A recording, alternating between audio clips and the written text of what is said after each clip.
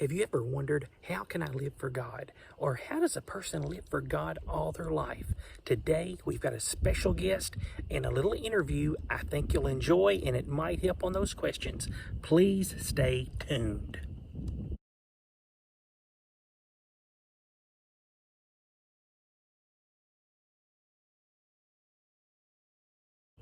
Welcome. So today you might be thinking, how can we live for God all of our life? Well, we've got a little special guest today, as I said in the intro.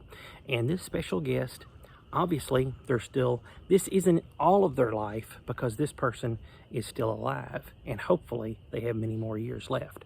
This person that we're going to have on in this interview in just a few moments is my mother. And I want you to hear her as this person. Sometimes people out there watching, some of you watching might be thinking, well, how does a person do it?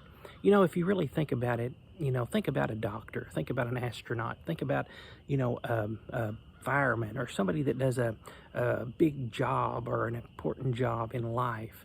And sometimes people, they might pretend as kids to be that person or do that occupation. But really, unless you really talk to the individual or do that job, you don't really get a grasp of how it is. Well, my mother is a good example of someone that has lived a life, a godly life, all of her life. And she was raised in a big family, 5 sisters and 2 brothers. And they basically was raised as godly people and had godly parents. And I want you to listen to what she says, because I asked her, now she's had surgery, and I want to share that with you today. She had, as most of you know, as I put on here and requested a prayer, or requested your all's prayers, and many of you have posted and said that you're still praying, and I appreciate that, because she's still got a ways to go, don't get me wrong, but she has come a long way already. But she had a ulcer rupture in her stomach in January. She was still 87 at the time, never had a major surgery, but she had an ulcer rupture in her stomach, and that caused a hole to form in her stomach, which caused her to start getting a lot of infection inside of her. So she had to have emergency surgery. The doctor told her, he said, I'm not telling you to do it, but he said, if you don't, you won't live. So it was pretty much do it or else. And of course, we chose, and she agreed to have it done. While she was in the hospital, she developed 2 blood clots in her lungs. She also developed pneumonia, and that's in addition to them still, after the surgery, trying to get the infection out of her. So she was in ICU, or critical care, for 11 days, and then she has been under medical care for 42 days before we finally brought her home just the other day to her home, her own home, and that's where she is right now. Of course, she's got a long way to go, as I said, but she has come a mighty long way, and she will tell you right now that she could not have done it without the hand of God.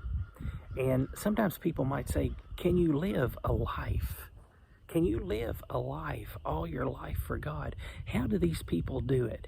Well, I asked her 4 questions. I thought the other day, I asked her, I said, Mom, she is so proud of this channel and the people that it's reaching and the countries that it's reaching.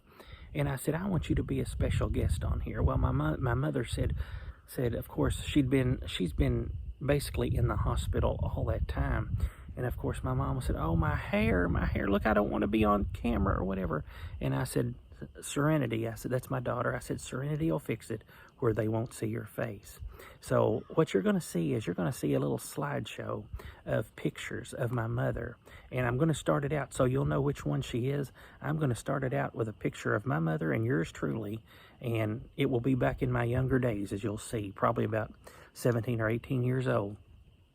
But I'm going to start you out with a picture of my mother and myself. And then after that, it'll be some pictures of my mother and her family, her brothers and her sisters and her mom and dad. And then it will eventually go into, my family with my mother and dad, her, and then into some pictures with her and her granddaughter, which is my daughter, and my wife's daughter. So it'll just be a little picture of our family, but listen to the questions and listens to her answers.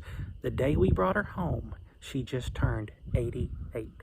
So this is an 88 years young woman answering these questions about how God has affected her and helped her in this life.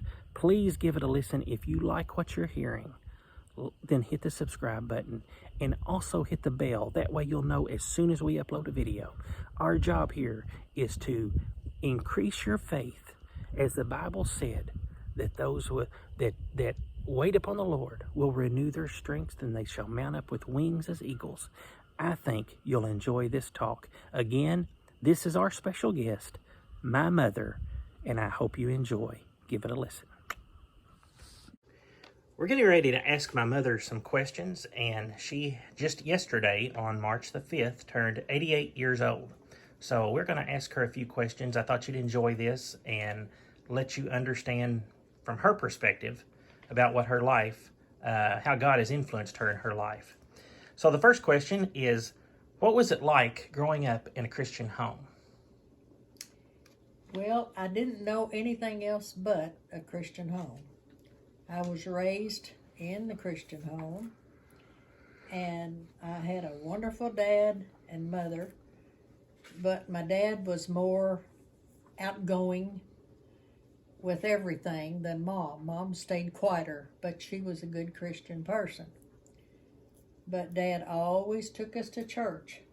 We didn't know nothing but going to church every Sunday morning, Sunday nights, and Wednesday nights when they had it. So I've done that all my life. And still, at 88 years old, I'm still going to church when I'm able.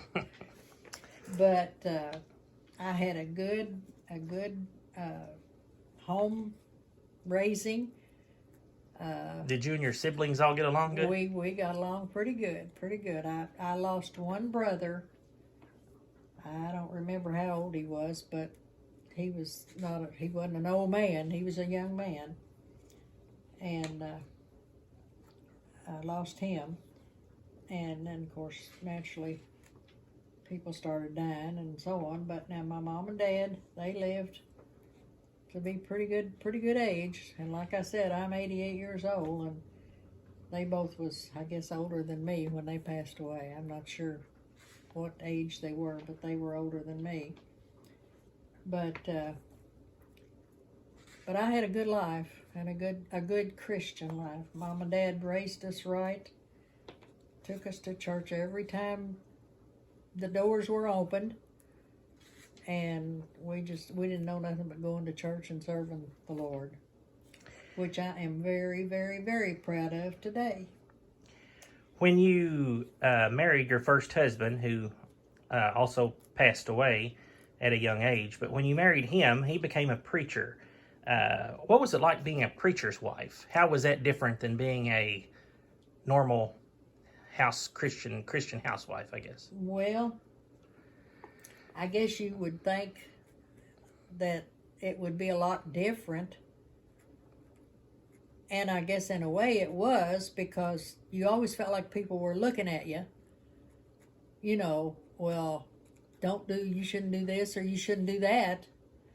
But still, everybody was really right in for us and took us in as if they had been with us all their life and our life and so on. But you wanted to... You probably felt like you was setting up a standard, right, sort of. You wanted to live above, Be there for somebody to look to. Yeah, because I always wanted to help, and he did too, anybody we could. And he pastored a church there for a long time. And, of course, the church wasn't a real big church, but it was a big building, but there wasn't a whole lot going. But, we tried to hold up the standard of what we believed and everything. So, I'm not a bit sorry that I tried to live right and have lived right, have tried it all my life.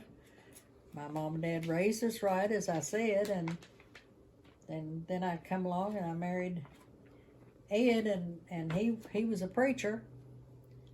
So then, of course, he passed away.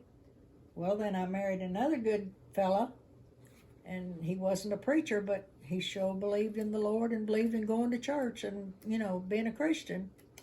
So, and for all those listening that may not know, that was my dad, the one she's talking about. That was your dad, right? Yes. Exactly.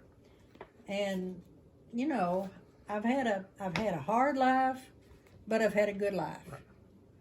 And I wouldn't take nothing for it now. But recently, you came through a major surgery, and it was just prior to your birthday, which you turned to 88. So it was really your first major surgery in your life. So can you talk just a moment about the importance that God has played in your life over the years? I'm sure with things you've been through, there's been times you felt like giving up, but then you fought those off with God's help, correct? Amen. That's right. Correct. I was raised to serve God, and I married a guy that turned out to be a preacher that we still serve God. Well, he passed away. Then I married another good Christian man, and I've lived for the Lord all my life, you might say. And I've been helped by every one of them, so I feel like I've been blessed, even though now I'm by myself, but except my kids, of course. And God. And God, right. Right, I have to have Him. But, I've had a good life, even though I've had a lot of heartaches, but not any more than a lot of people have had. I know that. But I thank the Lord for every day I have here on earth. There's a lot of people that's probably listening to this from all over the world. We've reached quite a few countries. And some of them, no doubt, are just starting their walk with God or so on. What advice could you give them about staying spiritually strong? Well, you have to really make up your mind that you are going to stay spiritually strong. You're going to live for the Lord. And you're going to have to lay everything else down that's not like Jesus. And that's what you have to do, is just gather it up in your mind and keep it there to really live for Him and to go on and be His child. So that's the advice I give anybody, is just basically setting your mind upon Him. Right, and just keeping it there. I mean, naturally you're going to change and do a few things, that maybe wouldn't be, you might not think it'd be connected with God, but really just keep Him first. Got Him in your mind. Right, exactly. And the first one, you still get out and you can enjoy life, you enjoy vacations, you enjoy, but yet at the same time you just keep God in your heart. Keep God in your heart. Okay. He's got to be number one. Exactly. Well, folks, I appreciate each and every one of you as subscribers. I hope you enjoyed this. This is my mother. Today is actually full day number 1 of her being back home from her surgery, and I'm sure she, as well as myself, want to thank each and every one of you for your prayers. It meant the world to us. Thank you again, and continue to remember to pray for her, because she's still got a road ahead of her. Amen. So, from her and myself, thank you. We appreciate you watching this. Remember to like and subscribe. God loves you. God bless you. And we will catch you on our next video.